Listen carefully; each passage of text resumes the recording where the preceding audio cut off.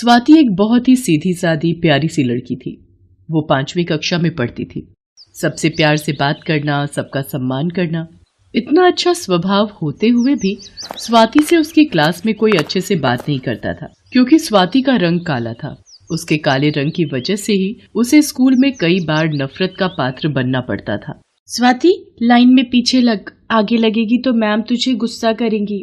पर मैंने पूरा पाठ याद किया है, पीछे खड़ी हुई तो मैं किसी को नजर नहीं आऊंगी।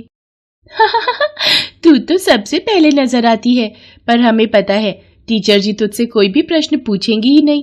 तू तो काली है काली, इसलिए तुझे कोई पसंद नहीं करता। चल जा पीछे खड़ी हो, वरना टीचर जी हमें डांटेंगी। स्वाति के साथ अक्सर ऐसा होता रहता था, जिस कारण वो बहुत दुखी होती थी। उसे स्कूल में होने वाले किसी भी समारोह में सबसे पीछे खड़ा होना पड़ता था।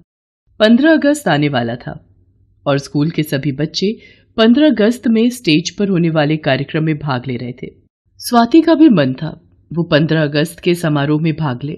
स्वाति घबराती हुई अपनी टीचर के पास जाती है। मैम, कल जो 15 अगस्त के लिए 15 अगस्त के लिए। अब आगे भी बोलेगी या यूं ही मेरा टाइम खराब करती रहोगी? दिख नहीं रहा मैं कल के समारोह के लिए बच्चों की तैयारी करवा रही हूँ? मैम, कल मुझे भी डांस ग्रुप में भाग लेना है।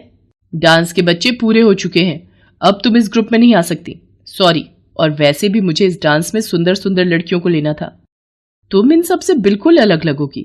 स्वाति उदास मन से अपनी सीट पर जाकर बैठ जाती है। स्वाति घर जाती है और अपनी माँ से सारी बात कहती है। माँ, मैं काली क्यों हूँ? इस काले रंग की वजह से स्कूल में मैं हमेशा पीछे रह जाती हूँ। मेरे से कोई भी बात नहीं करता और कल 15 अगस्त के लिए मुझे डांस में भी नहीं चुना। माँ, मुझे बिल्कुल भी अच्छा नहीं लगता। सब मेरे को नफरत भरी नजरों से देखते हैं। अरे मेरी गुड़िया रानी, तू इतनी उदास क्यों होती है? तुझे पता है कान्हा जी भी सांवले थे, लोग उन्हें भी काला बोलते थे, पर उन्होंने कभी भी किसी की बात का बुरा नहीं माना। उन्होंने दुनिया के लिए बहुत अच्छे काम किए, इसीलिए तो वे भगवान कहलाए। और जब भगवान को अपने रंग से कभी निराशा नहीं हुई तो तुम क्यों करती हो? तुम्हें इसी रंग को अपना हथियार बनाना चाहिए और हमेशा जीवन में अच्छे काम करने चाहिए। व्यक्ति की पहचान उसके रंग रूप से नहीं होती, उसके अच्छे व्यक्तित्व से होती है। इसलिए कभी भी अपने रंग को लेकर निराश नहीं होना। स्वाति अपनी माँ की बात को समझ जाती है और अगले दिन वो खुशी खुशी स्कूल पहुंचती है। 15 अगस्त का प्रोग्राम स्कूल की छत पर किया जा रहा था। प्रिंसिपल मैम, प्रोग्राम में भाग लेने वाले बच्चे, टीचर सब आ चुके थे। कुछ ही देर में चीफ गेस्ट आने वाले थे। देशभक्ति गीतों से पूरा स्कूल गूंज रहा था। अलग अलग कक्षा के बच्चे 15 अगस्त पर निबंध बोल रहे थे। स्वाति भी 15 अगस्त पर कुछ लाइनें तैयार करके लाई थी।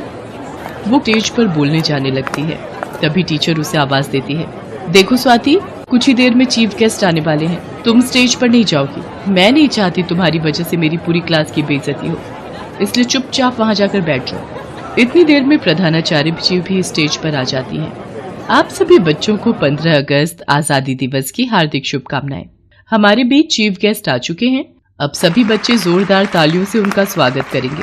कुछ ही देर में यहाँ देश का झंडा फहराया जाएगा।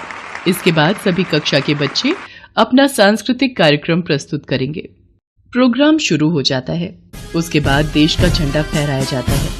बारी बारी सभी कक्षा के बच्चे सुंदर सुंदर तैयार होकर अपने कार्यक्रम प्रस्तुत करते हैं।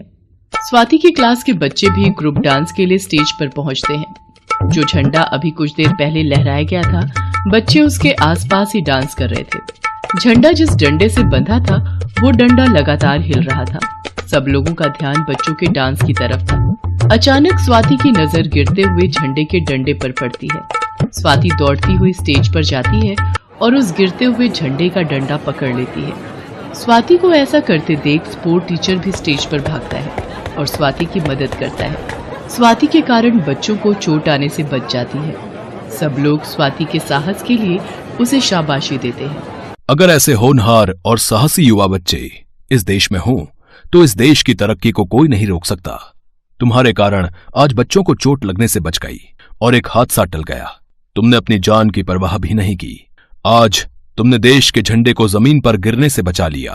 तुम में इतना साहस कहां से आया बेटा? सर, ये सब मैंने क्लास टीचर प्राची मैम से सीखा है। उन्होंने हमें सिखाया है कि हमें कभी भी अपने देश के झंडे को जमीन पर नहीं गिरने देना चाहिए।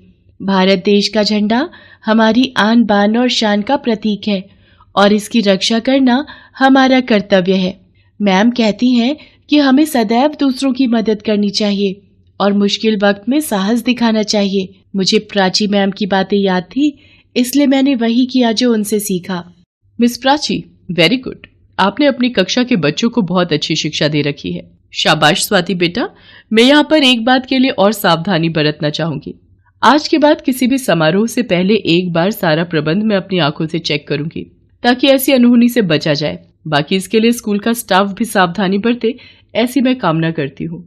मैंने स्वाति के साथ कितना बुरा व्यवहार किया, पर आज इसी स्टूडेंट के कारण मेरी सबके बीच वाहवाही हुई है। मैं आज के बाद स्वाति के साथ रंग को लेकर कोई भी भेदभाव नहीं करूंगी।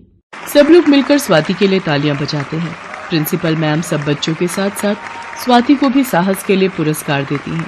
उस दिन स्वाति की खुशी का ठिकाना नहीं रहता।